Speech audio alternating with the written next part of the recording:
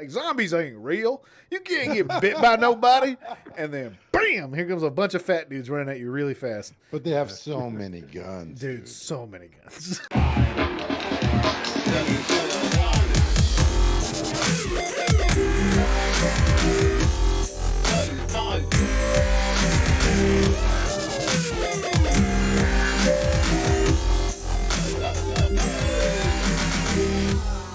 Welcome to the DL Gaming Podcast. I'm Bobby.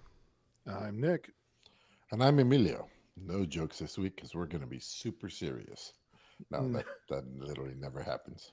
How we doing this week, guys? Doing pretty good. Do you want me to say what we're talking about this week? Sure. Yeah. You want to do the little breakdown? I forgot to do it.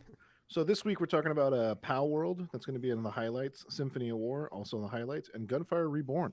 But first, let me guess. Highlights. Highlights as well. First is first. We're gonna watch. We're gonna talk about Burn Pacific Drive and Tekken 8 on the radar. Don't forget, if you want more DLG gaming information, merch, everything else, go to our website dlgaming.net. That's dlgaming.net. You can buy merch, see pictures of your mom naked, really whatever you want. It's going to be there. So, yeah, you can get all the links to all of our socials. Yeah, dlgaming.net. Wow. That intro made me appreciate Christian so much more. Bobby, what's going on with you? Oh, not too much. Rough week, actually. So I had to put down my cat, my girlfriend's cat. But it's whoa, dude. Yeah, it was rough, and I've never been through that. No, I mean I've kind of been through it, but I've never been through like the actual euthanasia process with a cat, like where you take them in and you hold them and they like put it down right there in your arms, staring right at you, and you just watch the life fade from its eyes. Yeah, dude, it was rough. It was not great. You're telling me right now, and I'm fucking tearing up. Dude, like, I had to do that. I can only imagine. I had to do that shit with Midas 2 Christmases ago. So not last Christmas, okay, like not last month, but the month before that. I'm like bawling, and I'm like, no. Yeah. I'm like fucking falling apart, and like the guy who's gonna be next to euthanize his animal, he's like, can you hurry up? I'm like, fuck you, man. What an asshole, dude. And Midas was only 3 years old, dude, and it was all bad. Man. Yeah, this cat was 13. She had a long life and she had a lot of health problems, but it was tough. And then on top of that, I found out that a former coworker of mine, I found out he had cancer last year, and then I found out recently that it's terminal. So that was another blow, dude. It's just been a rough week. Sorry to start the show off just on such a negative note, but it's kind of my headspace right now, but it's all right. I mean, since we're already there, Bobby, let's wallow in it for a little bit. Have you had any like death in your life? Like people? Family member? Oh, Jesus, dude. You want to go down? No, the only reason I ask is because I had one friend who got to like 28 or 29 before he had his first death, and it fucking wrecked him, dude. Wrecked him so bad. But Mila has had like 5 people die on her, so she's like, not that she's okay with it, but she, she's a little used to the process. That's how it was for me growing up. I've experienced my first funeral at 6, and like 7 more after that. So. Yeah. What about you, Bobby? Yeah. I've, oh boy. Yeah, man, I've been around that a lot. Like when I was 27, a girl I was dating killed herself and jumped off the Coronado Bridge, which is a popular way to commit suicide here in San Diego.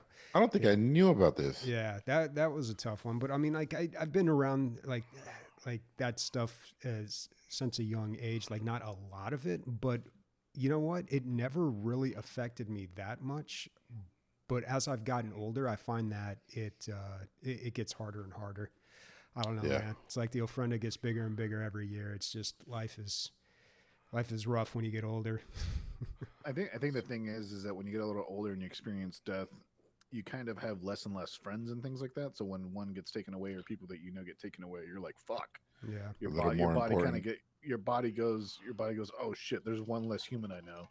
Yeah, and I think you're also aware of your own mortality as you get older too, so it hits a little closer to home. Okay, guys, let's shift out of this somehow. Hey, No hey, more, but at no least more death podcast. We're here to talk about video games. at least there's Tekken 8. Wonk wonk. Dude. So yeah, Tekken 8 definitely a different side of than the death podcast we've been slinging.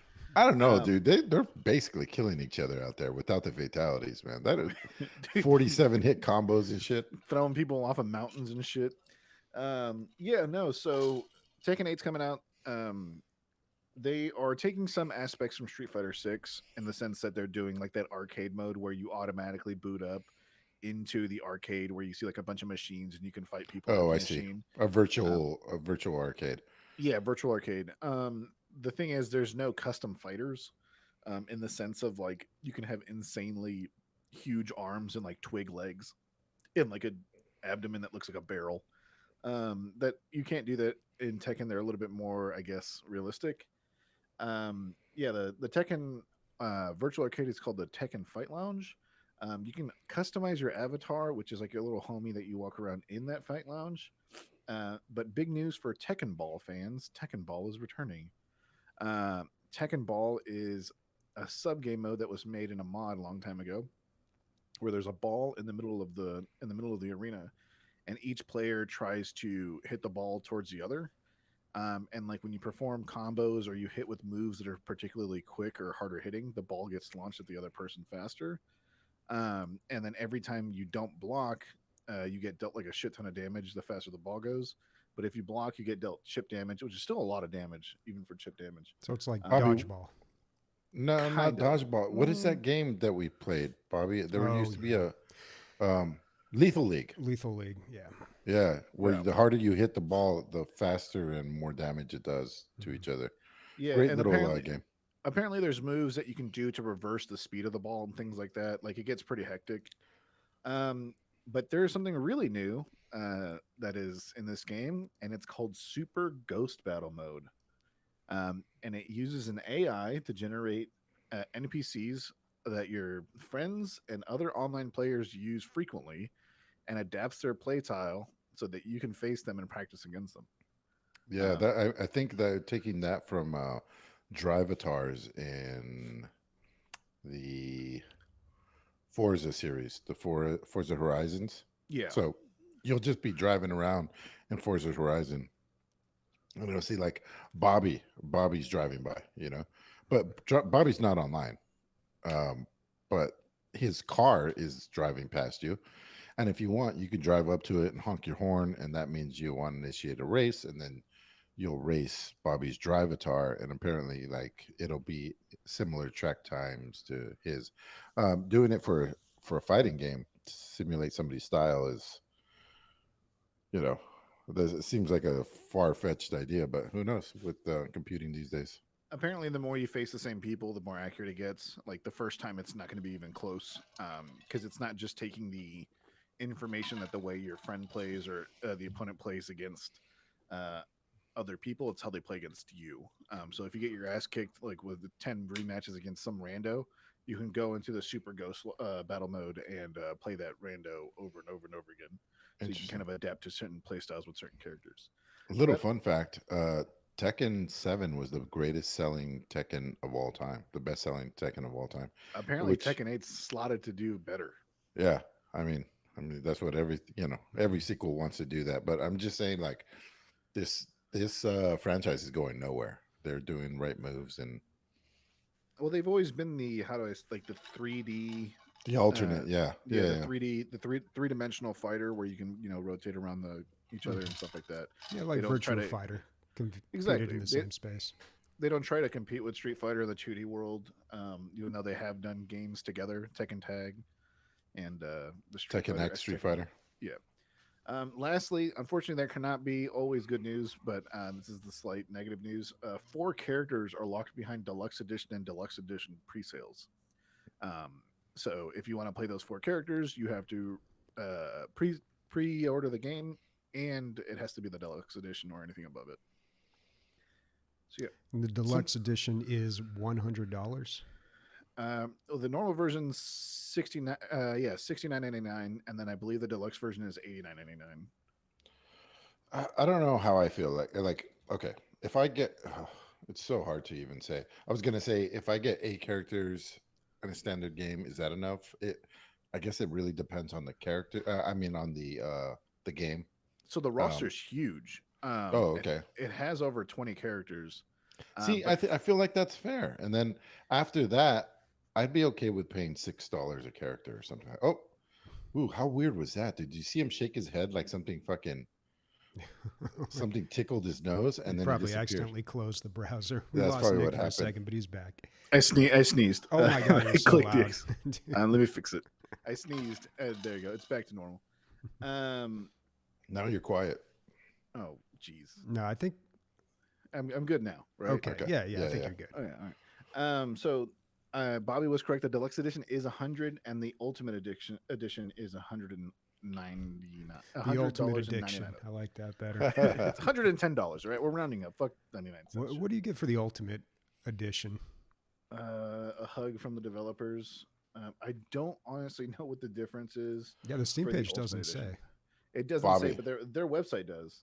Okay. When I okay, so when I was buying Street Fighter 6, I'm trying to find out what I get for the Ultimate Edition, right? Because I'm pretty much, I heard how good it is. I was already pre-sold. The reviews were fantastic. So I'm like, I'm all in. I'm gonna go get it. Could not find on Steam. Couldn't find on the second website. Finally went to it was Capcom's website was very um, Vague. vague about it, and then finally it was like Game Informer that like broke them down or something. I was Mhm. just what the fuck, dude? You'd be surprised how often that happens with games. Like they are not clear about what you get in the Ultimate Deluxe Premium Edition. So fortunately, with Tekken on Tekken.com, you can actually see everything out in the open, which is nice compared to Capcom. Um, so you get the base game, you get the playable character 1 year pass. So you get 4 playable characters immediately, and then everything that comes up the next year. You get a gold suit pack, which is one costume for every playable character, which is 32. Um, you get a T-shirt, another custom character thing, which is a T-shirt set, and then avatar skins for a bunch of characters. But there's one, there's one edition higher than Ultimate Edition. oh boy, It's a physical only edition. It's called Collector's Edition. You can order it on their website. Comes with the base game, a Steam card for PC. So it comes with whatever one you want. Um, Ultimate Edition content, which doesn't, I mean, everything on the Ultimate Edition, a figurine with an LED and a USB port, a steel book, a ring, an arcade token, collectible 8 collectible cards, a rigid packaging box, and a branded O-ring, whatever that means. ooh, you don't want to blow out your O-ring, dude. That's what I'll tell you. Yeah, no, definitely not. Chipotle does that to you though, so be careful. Um, but yeah, that's Tekken 8. Do you guys have any questions or comments about it? No, the other thing I want to say about Street Fighter is that I bought the base, and then Nick for Christmas or my birthday bought me the Ultimate Edition or whatever. He like finished off whatever. So anyway, it was great. I was like, cool, and then I installed it, and everything's good. And then I don't know what I got. I don't think it ever worked. I don't think it ever worked, even though I installed it. You get some of the characters when they release later on. Yeah, I didn't.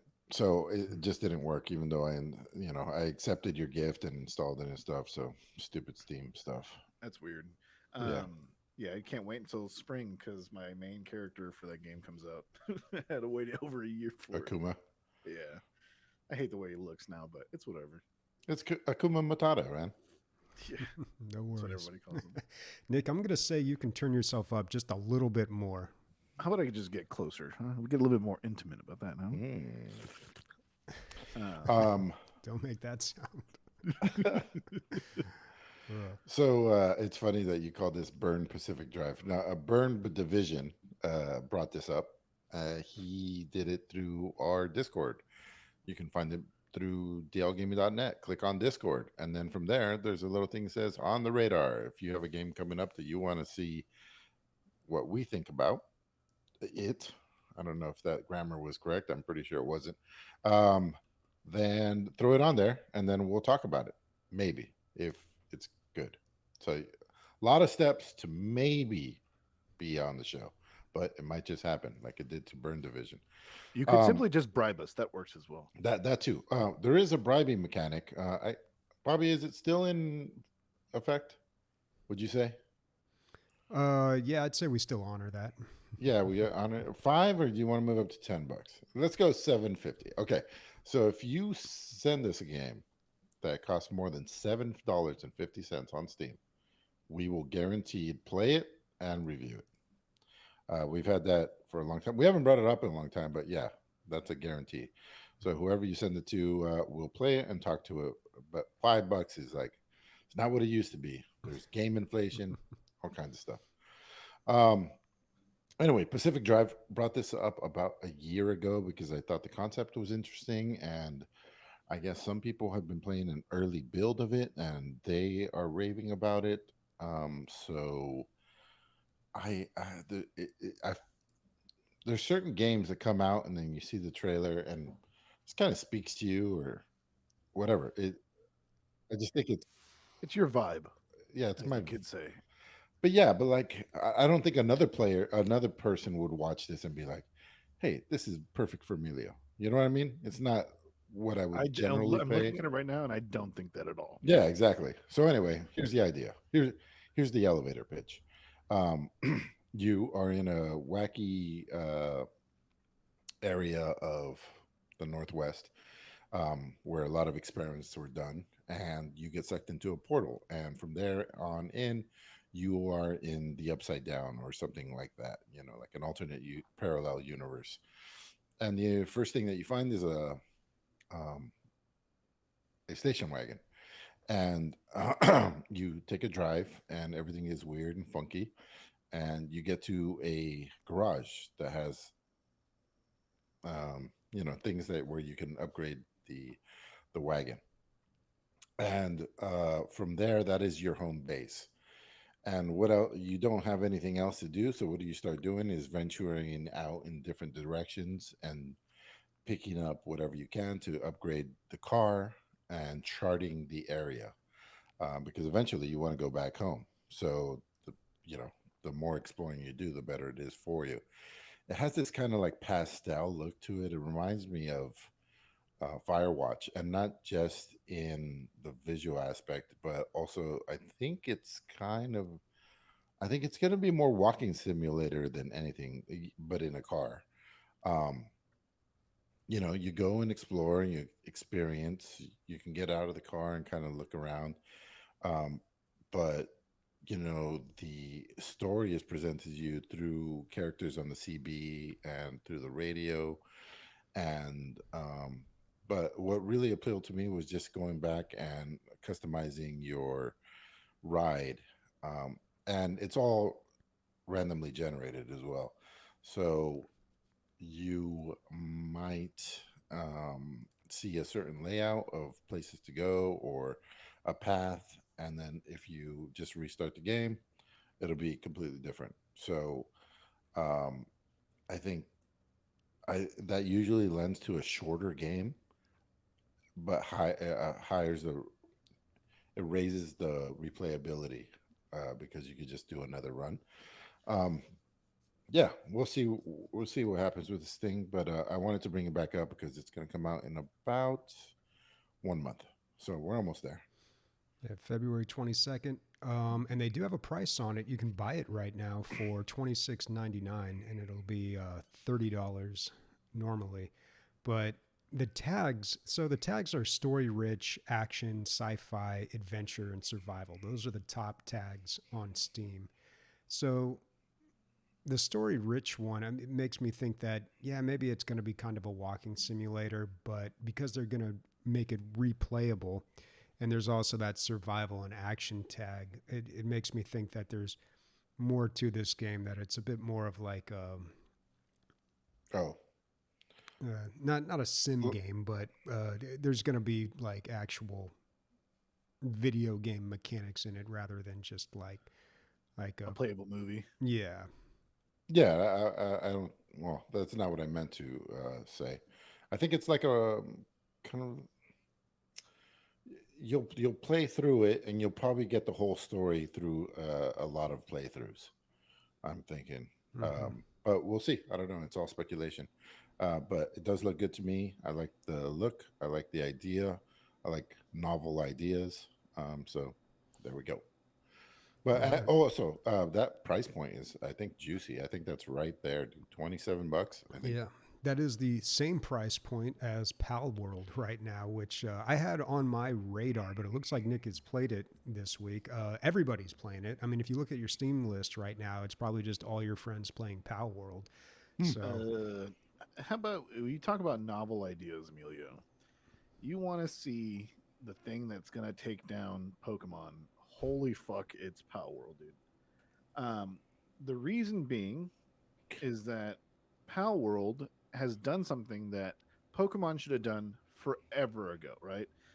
Pokemon has been being played for so long the same way, and there really hasn't been that much innovation. Sure, they'll add a new mechanic like Gigantamax evolving or something, but the same game, it's been the same thing, turn based, um, on a handheld, low graphics, just not very intense. It's been a very 10 to 14-year-old target market or 8 to 14-year-old target market, not good at all. Um, but Power World, holy shit! This game is like 6 games in one, and you can tell that it's got some passion behind it. So in this world, it's called Power World. It's like Pokemon mixed with Ark, mixed with Factorio, mixed with um, Minecraft. It is insane. The reason I say Minecraft is they have like this raid feature that Minecraft has, so you can't just like build up your massive mega structure and then be fine. There's no PvP yet, and servers are only max of 32 people. But PvP will be coming at launch. Um, I'm gonna give you the dream, right?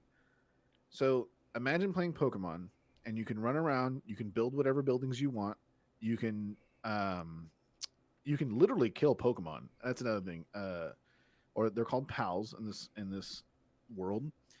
Um, you can craft whatever you want. You can go punch tree and get wood. You know, the classic survival thing. Um, once you level up and you start learning your crafting and everything, you can craft pal spheres, which are like their version of Pokeballs. Now, when you fight Pokemon, you can pals. You can capture them by beating the shit out of them, uh, whether it be with an axe or a pickaxe or a staff or whatever. And then when you throw the pal sphere, it tells you the percentage of when you're going to if you're going to catch it or not. Isn't that And the idea behind? Isn't that exactly how Pokemon works? but it's all live. It's not turn based. It's Okay, like you. Another thing is so you it's can riskier. miss. It's riskier, but it's also there are Pokemon that are aggressive, and you'll be fighting a pal. Or there's pals that are aggressive. You'll be fighting a pal, and then like 6 wolves come out of nowhere and beat the shit out of you Hmm. while you're trying to capture this thing. The thing is, all of this is encompassing building like an arc with like floors, foundations, all that stuff. Now, let's say you capture a bunch of different pals, right? I have a pal that's a wolf. I have a pal that's a chicken. I have a pal that's like a fucking weird fox creature, all this other stuff, right? I go, well, what do I do with them now? There's no gym battles that are near me, but what am I supposed to do? It turns out when you catch pals, they have passive traits, right? And it'll be like workaholic at level 3 out of 3, or timber foreman at 3 out of 3, and you're like, what the fuck is this? So you craft the base, you craft the little pal center and everything, and what now happens is you can instruct your pals to go gather resources. You can be like, oh, you're a timber foreman, okay, go gather timber, and then every time you level up your base, the more pals you can have working for you. And the area of your base is gets larger and larger, and not like not the actual building, but the area where you can build and the area where The you can store footprint. things. The footprint, yeah. Now, what ends up happening is that there's dungeons with random bosses, which the difficulty kind of scales with the players around it and the players on the server, which is interesting. But there are set gyms on every island, and you die in the water very fast if you don't have like a water Pokemon or a flying pal or whatever. Well, Um, like in your arsenal or right next to you. so that's the thing. So you always have 5 pals on you, right?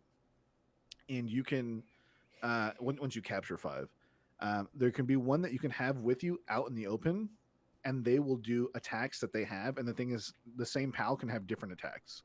Like, let's say you get 3 of the cat pals, one might have an attack that does ground damage, and another one that does normal damage, or there might be one that has like a passive ability, like an ability that lowers the attack damage of another one, and things like that.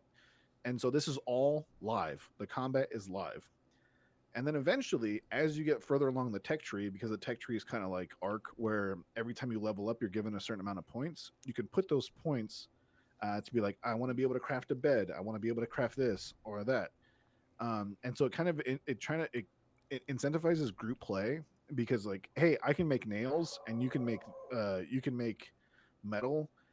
I can make nails for you, and you can do whatever you need to do with the nails. But the insane thing is the saddles in the game. So not every saddle or harness will let you ride a pal. So we got raided by some CPU pals. It was like 12 wolves showed up and started attacking our base and killing our pals. I captured one. I was the only person to capture one, and I was like, oh, because I captured it, I have the ability to learn a new recipe, and it's the harness for it. I'm like, all right, cool. Oh, I can write it. Now I'm 3 times as fast as everybody else on the server. But the thing is, Because you're riding a wolf. I'm riding a wolf. But the thing That is, you didn't seek out, it attacked your base, and you it just attacked our happened. base. And that's the only way you can get it, is you have to wait till they attack you, or they show up at night and they're really hard to find. But the thing is, there's some hilarious shit. There is a harness that you can get for this like fire fox. Like, it's a fox that has like a fire tail, right? You can mount it under your armpit and use it as a flamethrower. There is another Can you one. also ride it, or that's its No, version of a no, harness? that's a version of a harness. So Yeah, I guess I'm because not, you're kind of like shoulder harnessing it. I kind of yeah. get it. You're And then strapping it to your. there's another one. It's a monkey. You can give the monkey an AK-47. I saw that earlier too in the video. And eventually the game becomes Factorio, where you're like level, because right now most of my friends are level like 28, 29, which is pretty high this quick. The shitty thing is, once you switch servers, you lose all your progress, just like Arc. So it incentivizes people to buy servers, and or you can play the solo game mode, which is you play with 4 people and you keep all your progress no matter what. That was my question. So it's online only? No, Or so there's a 4-player co-op where a person launches a lobby and then everybody joins, and then you can do everything like that. Or there's 32-person open or private server, and the person has to keep their computer on to keep the server running. But the now 4-player one that's it's local. It's local to your computer. okay. Yeah, So only everyone's the person hosting that game saves their credit, or saves exactly. their It progress. saves everybody's progress. But would you say, Nick, that's what most people are going to be using? Fuck no, everybody's doing the open servers. Yeah. Another thing is, like, it takes off a load on your computer apparently, as far as like what needs to be done. There Bobby's got a is supercomputer at his house. He can run whatever he wants now. you should you should definitely do a Palworld server when it does release for the DLG group. Dude, and then you can later on you can start mounting weapons onto your pals that you can ride. So you'll be riding this like elephant creature that's like an elephant tree, and then you'll have 2 miniguns on the side of it and just shooting everything. Dude, if Amanda finds out about this game, it's going to be a fucking game over too. I told her about it, and she saw everybody, and she's like, I just want to play it, but I can't. My computer doesn't work. And I'm like, bro, it's 3rd person only. As far as like, it's on Xbox, but there's no cross platform. It'll be, dude, So like in Pokemon, it is so static and so fucking boring compared to Palworld that there's a sense of awe when you go to like when you're like you start playing it, right? And I haven't felt that in a long ass time. So me and my friends, every time a Pokemon comes out, we just buy it and then we play it and we're like, it's the same shit, whatever. But when we played this game, it was like we were back in fucking 1997 playing Damn. Pokemon for the first time all over again. We're like, dude, look at all these crazy features and blah blah blah. And we didn't look up a single thing. Like we didn't look up how to do this, how to do that, where to go for this, where to go for that. We were like, for the first week, we're just gonna go in fucking blind. And what like we were like, dude, look at this pal, look at this one, look at this one. We just call them Pokemon because we're old and stupid, but we're like, look at this one, this oh, what the fuck is that one? What the fuck is Now, that one? you and your friends have a base together, or you Yes. each have your own Yeah, base? so there's 7 of us in the base right now. Okay. And then Um, somebody, what happens? What happens? Oh, that's the rating, right? So if you're all offline, somebody can come fuck your shit up. no, nobody can. So there's no PvP right now. Okay. And but the thing is, this the NPCs can fuck your shit up, even if you're not online. And that's the reason why you have pals working. You want some pals that are defensive, right? You want some ones that can deal a bunch of damage, so they take care of them. Okay. So I also saw an army of like little dudes carrying things, and they're all the same little dude. If you have one of the pal, does that mean you have an army for your Factorio? No, you have to manually catch the army. Jeez. Yeah, and They don't you can reproduce. there's eggs in the game, and you can hibernate them, but I don't know about reproducing Mhm. manually. But eventually gets to the point where you can have, I think, 30 pals in the base at once, and you can literally have them working Day like and night. manufacturing lines where like ammo and like weapon parts will come out and then they'll like assemble weapons for you, dude. It's so fucking fun. So everything you can do in the game can be amplified with a pal. So like if you're crafting a bow, it'll normally take you 20 seconds, but if you have a pal that's good with handiwork, and it says handiwork in their title, it'll run up to the bench with like next to you and start pounding a hammer as well, and then it'll make it twice as fast to make. And then if you have like 3 pals like that, it's 8 times as fast. Like it's So you, so you have crazy. depending on what you're focusing on, you have a different little ensemble of dudes. Exactly. Yeah. But so Dude, the you're thing pal is, trafficking, dude. it's insane.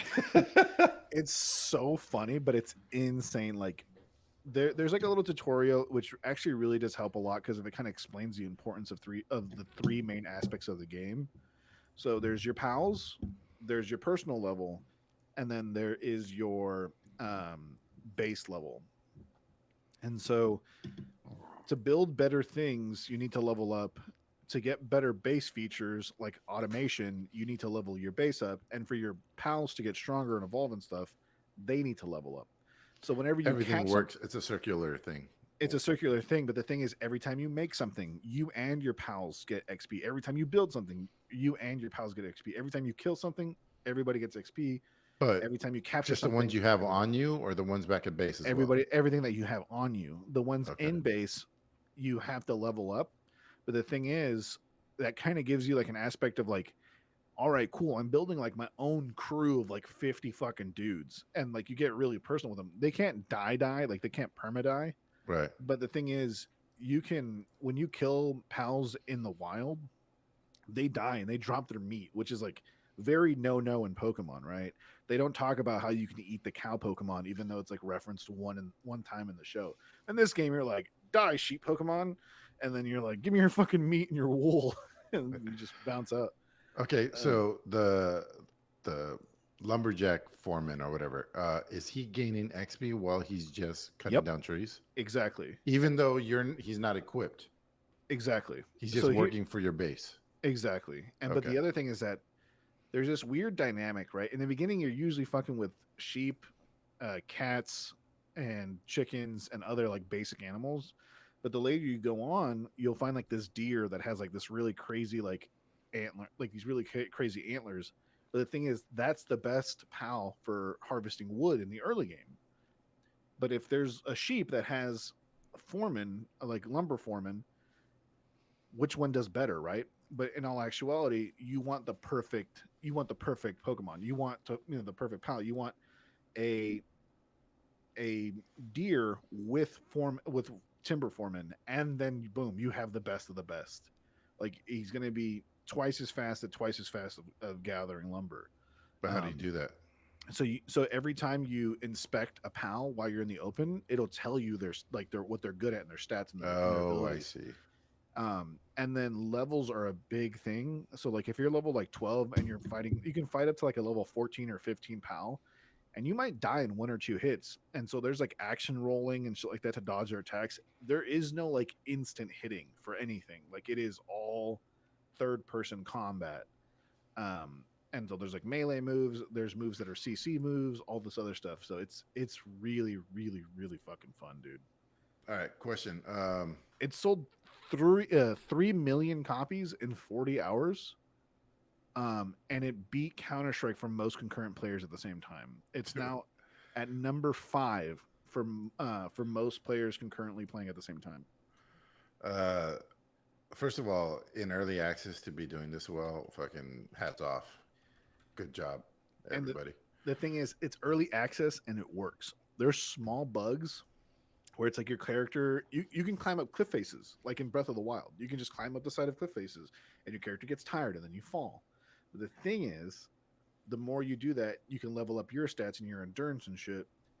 But you end up discovering things that are a little bit buggy, where you be climbing a mountain, and then you climb the mountain an extra like 6 feet, and you're like, that's a little weird. I just climbed up a fucking air, and that's like the biggest extent of bugs right now.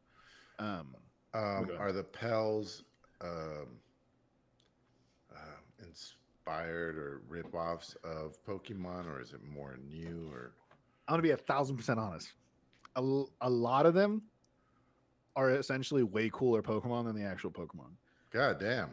The other thing is, and that's the thing saying is like a lot, dude, because that's like the whole IP right there, right? that's the thing, right? So this is being made by a Japanese team in Japan that actually care and that want to be competitors against actual Pokemon. They're like, yeah, this is a game for people that want to play a game, not a turn-based piece of shit that you've been pumping out for 30 years. It was not good to the say first that 3 turn-based games. is bad, but yeah, no, dude, it's like it like compared to this, it's like fucking playing tennis versus like ping pong on a McDonald's toy. Like it's not even fucking close. Damn, dude. It's are you so talking? good. Are you talking game of the year right now, dude? I don't know about that. There's some bangers that are coming out this year, dude. We're halfway through January.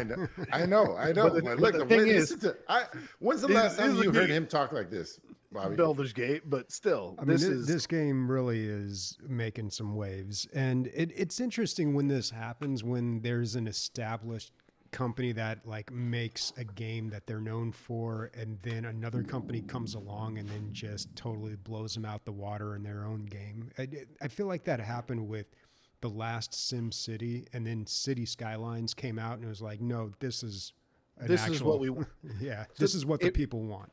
It reminds me of a little bit of DayZ, when the main developers for Arma trying to make a game like DayZ, and then DayZ came out with the mod and it's like, this is what we want.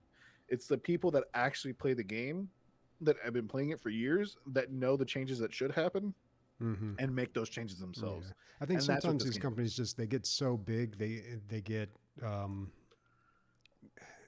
of touch with their audience, and they forget what people want. And I mean, that, I guess that's going to happen. But you got to understand, like, a lot of people are like, it's going to destroy Pokemon, but Pokemon is a lot more than just the games these days. They got movies, they've got little plushy toys, and it's really about the franchise. I don't think it'll destroy Pokemon 100%, right? There are kids that don't have a gaming PC, that don't have an Xbox, and they have a Switch, and they'll always play Pokemon because that's what they're familiar with. They like the turn-based shit. Pokemon will make their money. The thing is, Palworld is what Pokemon should be 30 years after it's been created.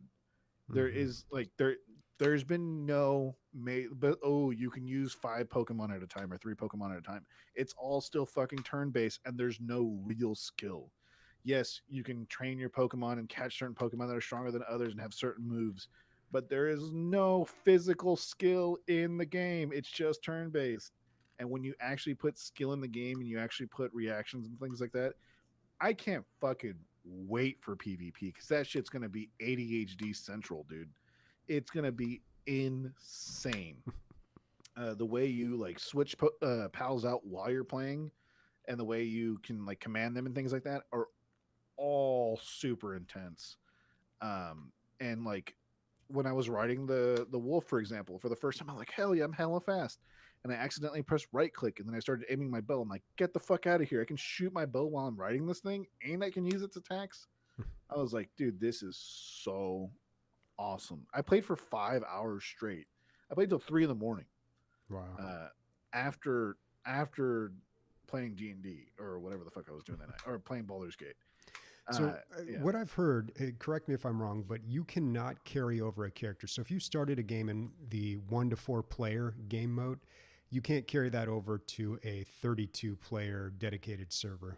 No, and the reason being is that eventually, and they've already said this, that server permissions and server ratios will be applied, which means that like, oh, this server is a 2x server, so you gather twice as fast and you tame pals twice as easier and things like that. So Okay. the ability to transfer that wouldn't do any good, I guess. But the thing is, there are dynamic features that are already in the game, and there are dynamic features that are going to be coming where like the pals around you get stronger, and the pals get stronger depending on the overall level of everybody on the islands. And there's islands where the pals are hella strong already, and you can't fucking go there. One of our guys tried to spawn on one of these islands, and he's like, "There's a level 36 thing just right next to me." And meanwhile, you start off at level 1, and like a level 3 thing can fart on you, and you'll die. And so, What about variety, Nick? How many? There's over 100 pals, is what they said, and they're going to be adding pals very constantly. And all the Definitely time a that lot you've faster than played, Arc.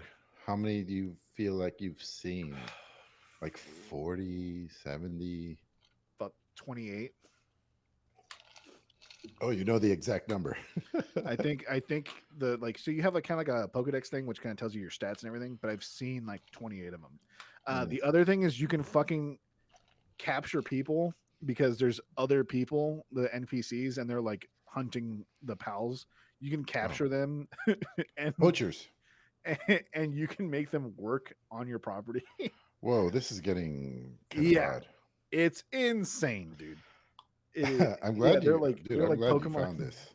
genocidal assholes, and you're like, yeah, you get to work with Pokemon now. So, Bobby, you gonna pull the trigger on this? Like, I'm almost sold. Yeah, I think I am. When I first, I mean, dude, this game just like blew up out of nowhere. So like right away, I'm looking at it like, what's going on? Should I play this game? And everybody kind of had a hard time describing it. Even the Steam page wasn't very clear. They're like, oh, it's like all these other games. It's like these 5 other games. And some of the games that they had mentioned, I was like, I don't like those games. Like some people were comparing it to Ark, but I don't think it's too much on the crafting survival side. It sounds like there's a little bit of that in there, but it's more maybe akin to like Slime Rancher a little bit. That's what I was gonna, literally what I was about to say. Yeah, Bobby. and I love Slime Rancher. I think it's everything you like about Slime Rancher. But by the way, did you ever talk about part 2 much? I never played part 2. Oh, yeah. Oh, okay. Missed out on that one. So yeah, I mean, I think I'm just gonna grab this while it's on. It's still on sale for like $26.99. Save a few bucks, and like this game's gonna be around for a while. It's gonna get better, and it's gonna have a lot of people playing it. So yeah, I feel like okay. So when this comes out, it's gonna go up to like $30.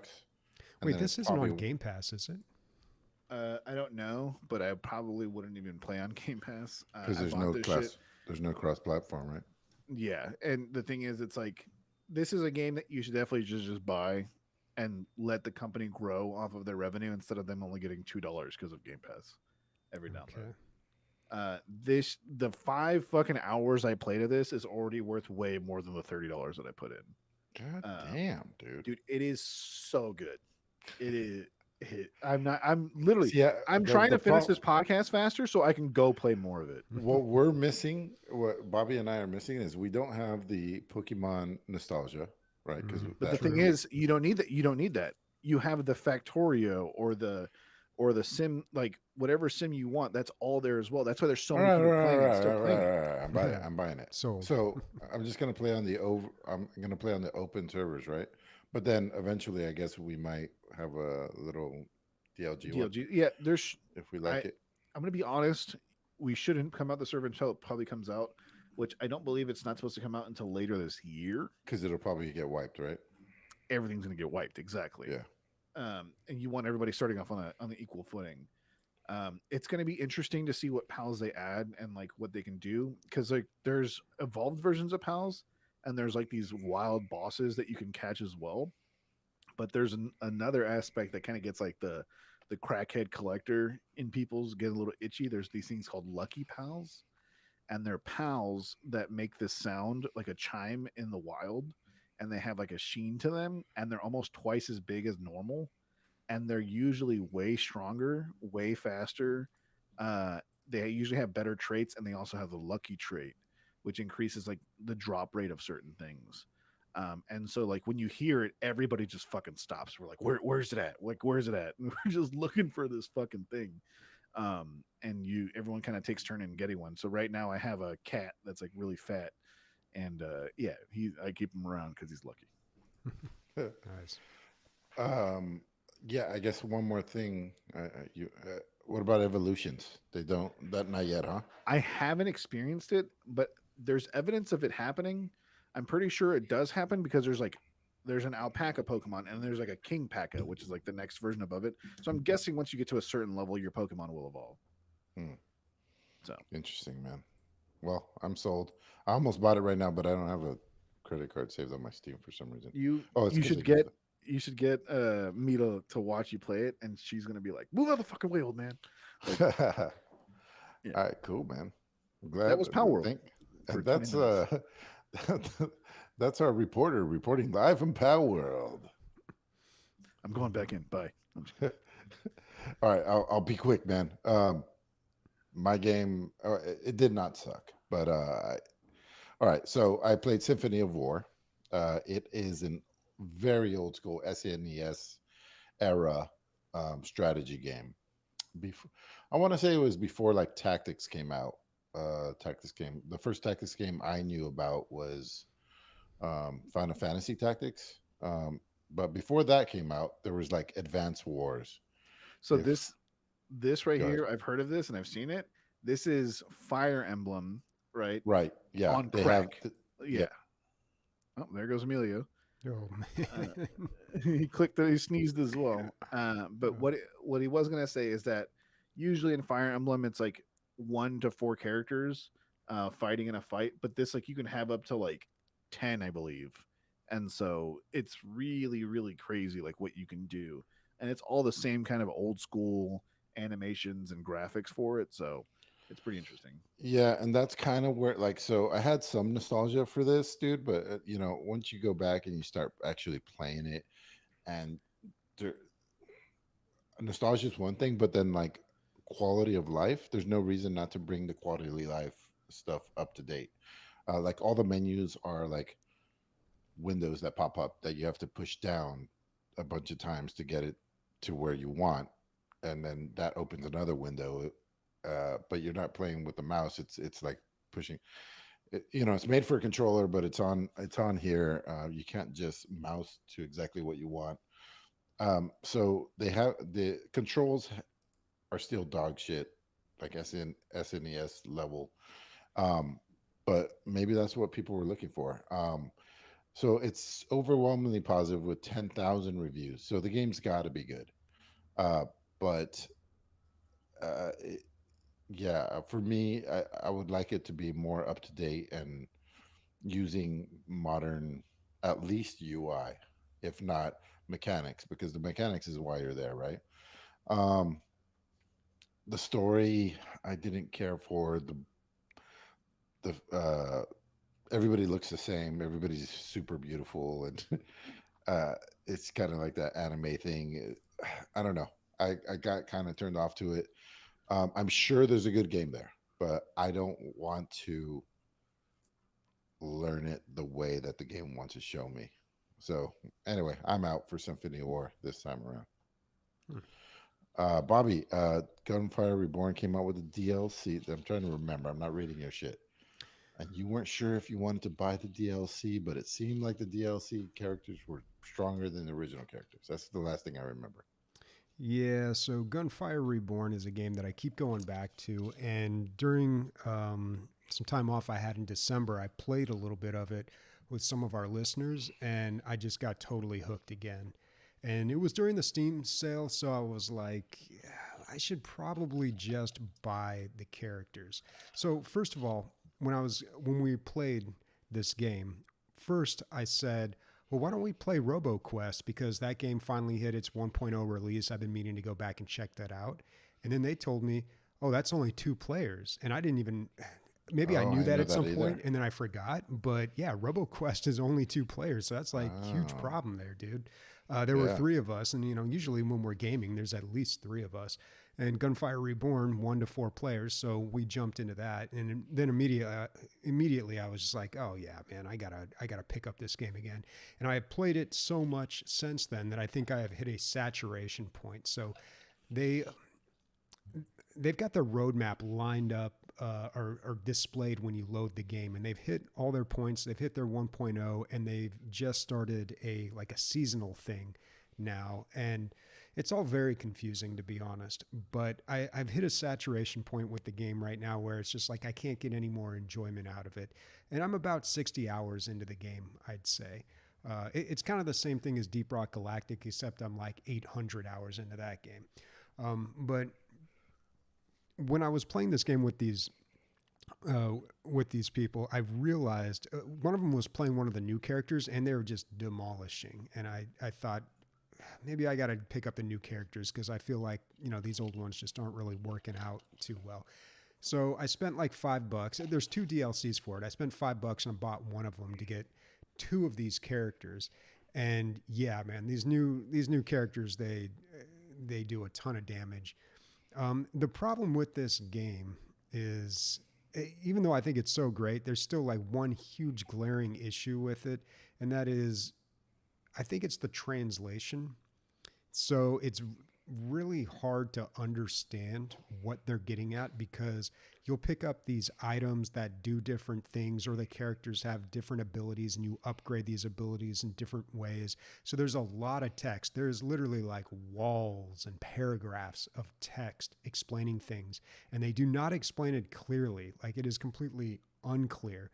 They use a Yeah, lot of, they're probably using like Google Translate for all their, I they mean, probably don't have the money or. here's the weird thing. No, it's not Google Translate or AI. Like, somebody took a look at this, but it's just a lot of like redundancies and tautologies, and it just like it could be simplified. They say things in a paragraph that could be explained in like a sentence, I think. For instance, there's one item where if you get a decay effect on an enemy, it casts decay on you, or the decay effect on you, which slows you by 50%, but then it reduces the slow by 40% and you get 10% damage resistance. And it's like, why don't you just say you get 10% damage resistance? That's like the net thing coming out of here. Like, you get a 10% Right. slow and a 10% damage resistance. Like, that's the trade-off, but they word it in such this weird way where you have to do this math. And that's like a simple example. It gets way worse than that. Bobby, I've been playing. So, as far as the Vampire Survival, I'm usually playing one or another. I'm still playing Death Must Die. It's very good. I hope you play it off my account. It's very good. But they have something that I haven't seen, at least not laid out this way, where, you see the character, you see the item that you're looking at, and then you're comparing it to the item you have equipped. And then there's a third window that shows you the net changes that happen. Mm-hmm. And it's so refreshing, dude. Like, the comparison is one thing, but then you still have to look back and forth, back and forth. Now you're just like, oh, I'm going to net this overall. Is it worth Yeah. me buying it Well, I or feel like a lot upgrading? of games do that. I mean, WoW does that, but you have to enable that in the menus, right? Like, that doesn't isn't turned on by default, but A third window showing you the net difference. I don't know if I've So seen yeah, it. no, usually it doesn't it even show a shows the pop-up. other weapon, and then it shows like a plus or minus, and it's in green or red next to it. It's Yeah, not a, I think the third window is nice because it's devoid it's devoid of everything. Mhm. It takes away everything that doesn't matter basically, and you're just seeing Yeah. 2 or 3 lines of information. Yeah, that is a good way of doing it. Yeah. Yeah. Gunfire Reborn could learn a lesson from that. But it really, it's just the text. It's like they really just need someone to go in there and simplify their text. Edit. Yeah. One of the other things that was kind of annoying was you'd go into these secret rooms or these vaults, they called them, and there'd be some sort of challenge in there. And the most annoying ones were the jumping puzzles. The game doesn't really handle that well. It's a little clunky in the way that it feels, but it's still a really fun game. But when you're trying to do jumping puzzles like that, it becomes super annoying. And it seems like they've drastically reduced the amount of times that vaults are jumping puzzles. I didn't run into one for a very long time, and I thought they had completely eliminated it from the game. And I was like, thank God they got rid of that. And then I ran into one, and I was like, okay, I guess they're still there. Well, But the idea is novel. I remember running into that, and I was like, "Oh, this is cool," but yeah, it's not. The controls aren't perfect. Where is the replay value, Bobby?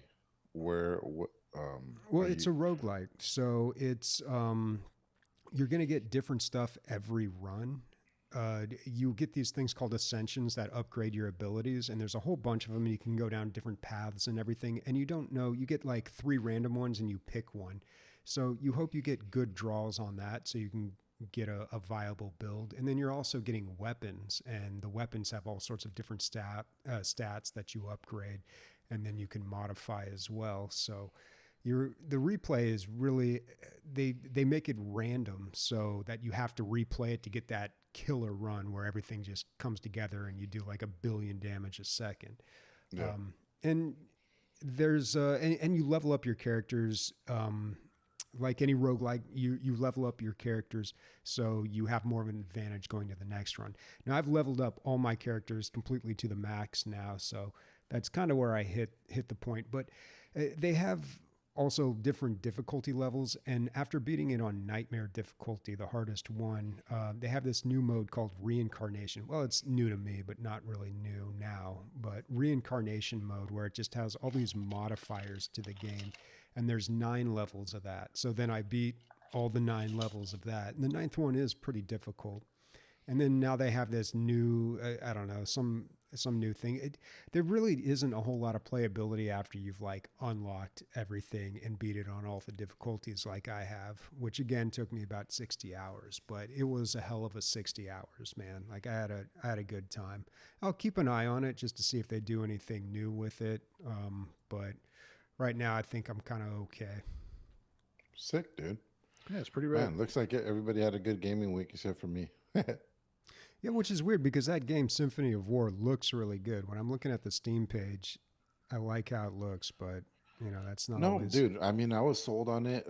10,000 other people are sold on it. Could just be I had a rough week, and I wasn't patient enough to learn the mechanics. Could have been any of that. I didn't delete it. We'll see what happens with that.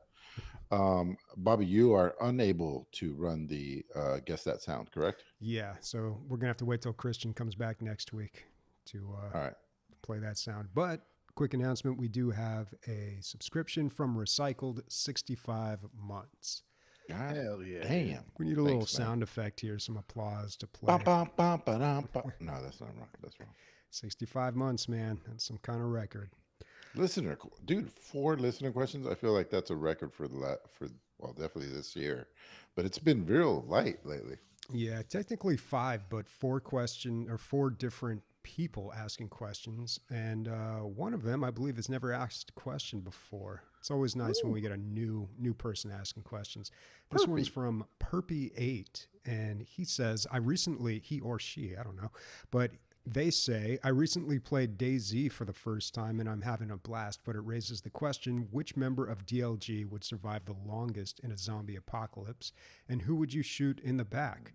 It's tough because my initial inclination would be to gank Ender's logic since there will be more meat, but his skill set would be invaluable in a post-apocalyptic world.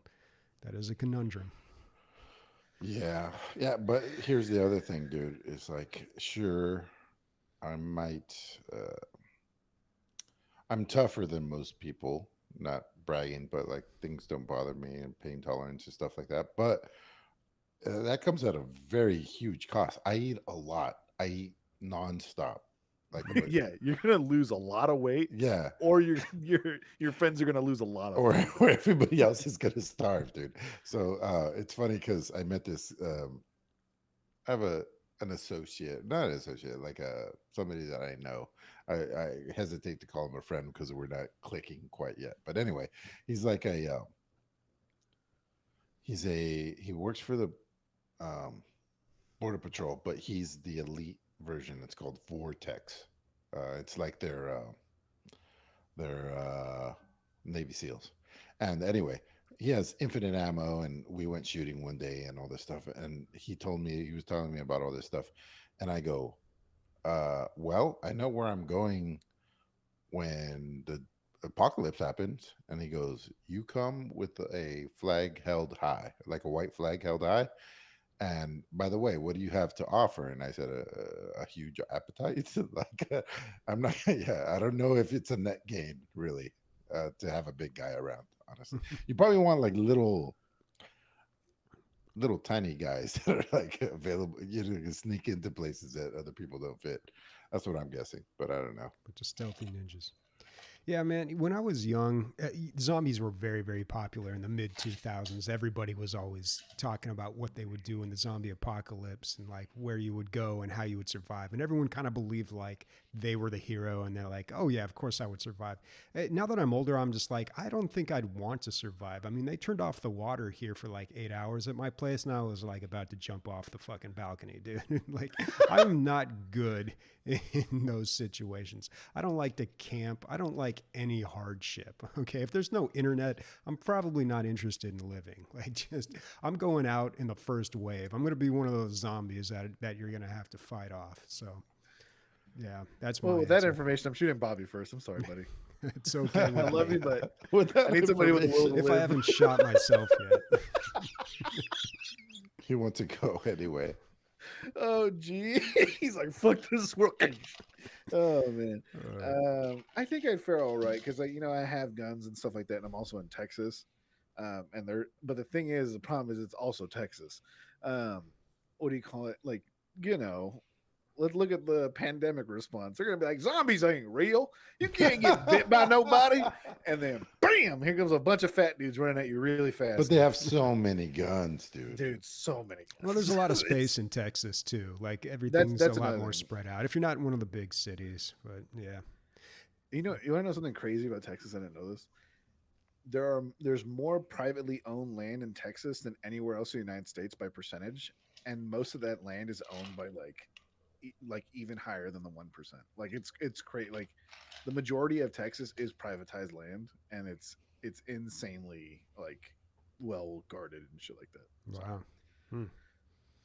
All right. Next question from A Tom. Since Games Done Quick has started, with the utmost confidence, which games can you speedrun faster than your fellow crewmates? Ooh. Fuck. The only game that is a good question.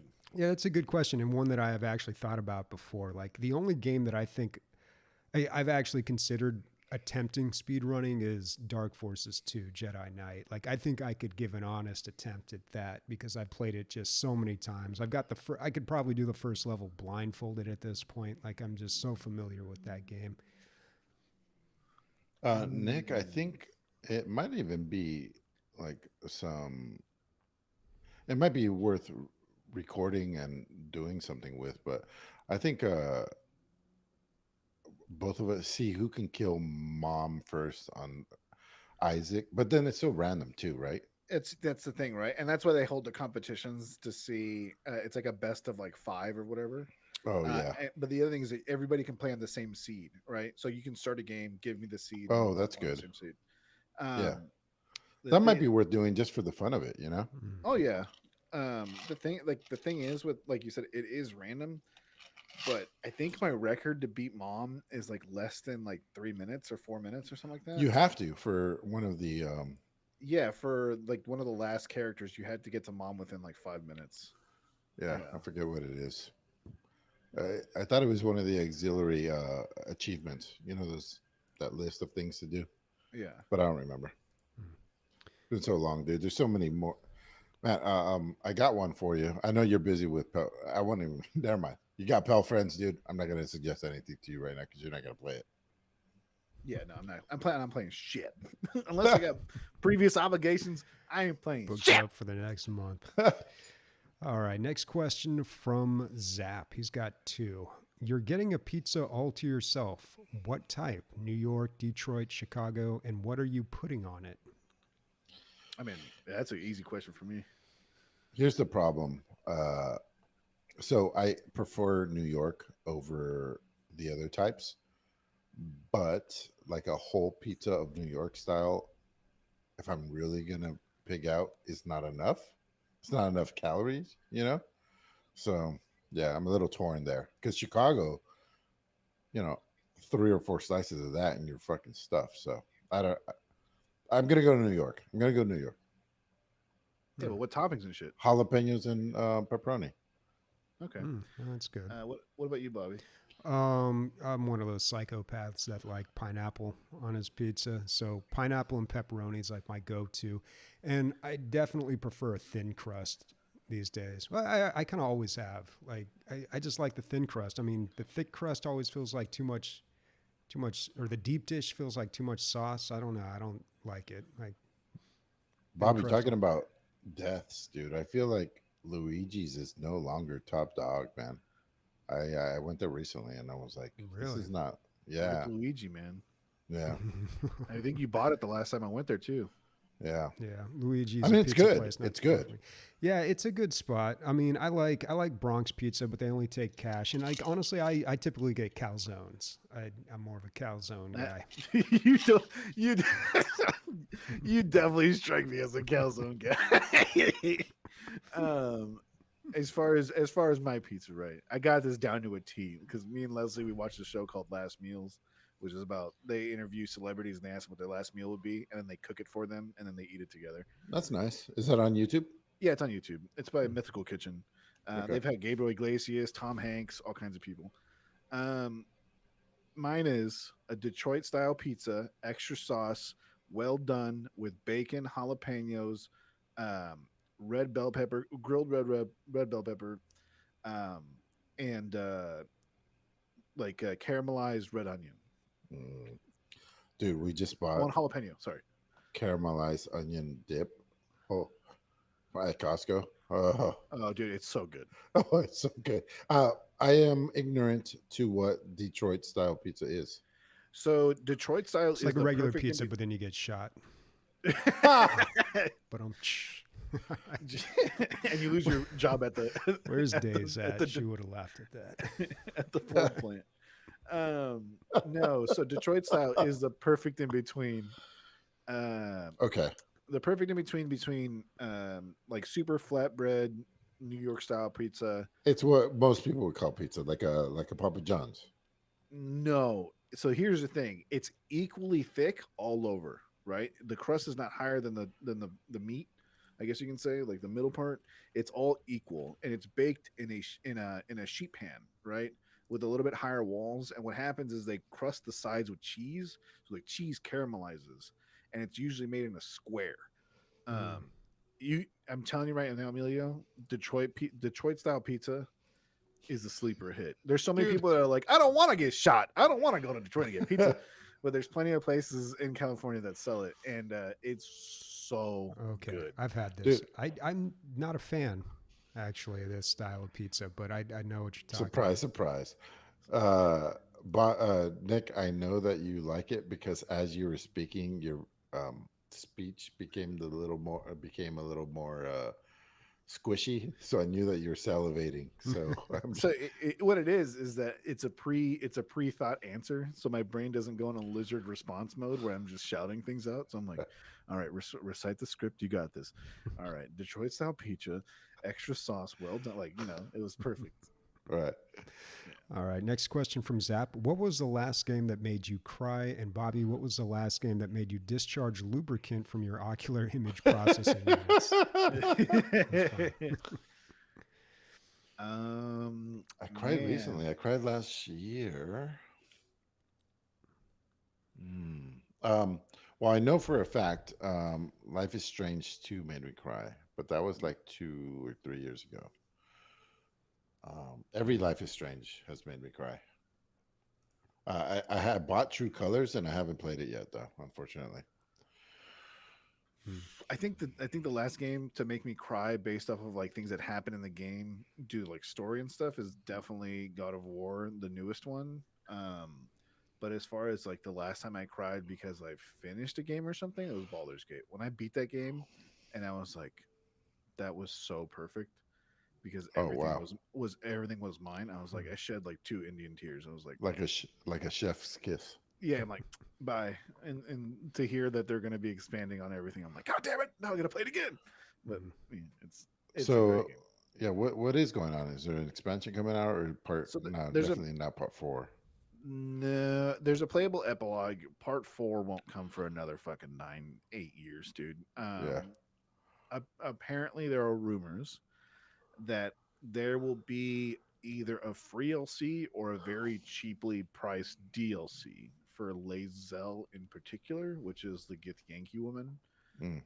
And what it is spoilers aside, there is an issue going on in her homeland.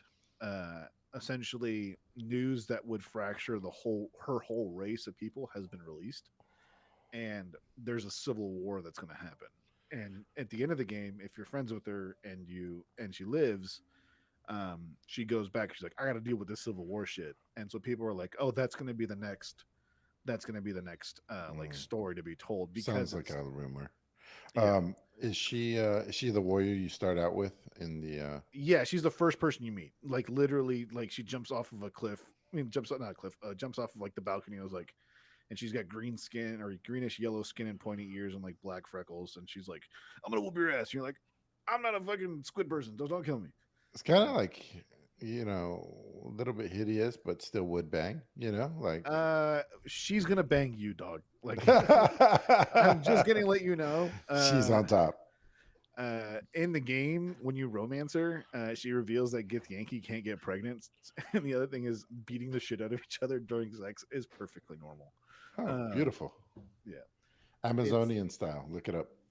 yeah. Pyronical says, "Who will join me resisting the urge to play GTX 6 on consoles?" Yeah, definitely me, for sure. You get a better experience on PC. It's 1 year. We all have a backlog anyway.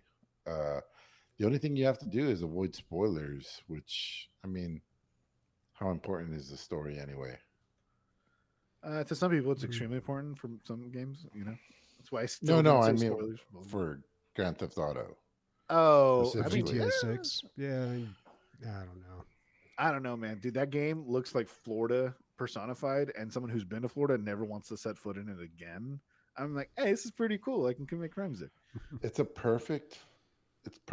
They knocked it out of the park with where they wanted to set the game.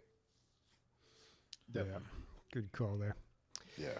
All right, I think that's an episode. What's everyone playing next week? Palworld. Maybe Palworld. I'm gonna buy it tonight, I think, if I can find my wallet. If not, though, dude, I like Cyberpunk so much. I have Phantom Liberty, which by all instances and opinions is better in every way, and I can't even leave regular Cyberpunk to go because I know you can just interchange because I did start it. I did the first like 25 minutes. But you can jump back and forth however you want, like fast travel. It doesn't matter. It's just an area, really. But I feel like once I start Phantom Liberty, I'm not going to stop. So I am just fucking really enjoying fucking Cyberpunk, the original game. They're going down the whole Johnny Silverhand storyline was, I'm not quite done with it, but like very fucking cool. Bobby, when are you gonna join me, man? In Cyberpunk? Oh Yeah. boy, I don't know. I told you I tried to play that game like maybe about a year ago. I tried to jump back into it and I just could not do it. It was just way too many cutscenes and dialogue, and Oh, then never just mind. didn't have the patience for it. So. Yeah, there's a lot that. Yeah, I mean, if you're not there for the story, you're not. Yeah, because the shooting and the combat's not the best. It's just the world and the story.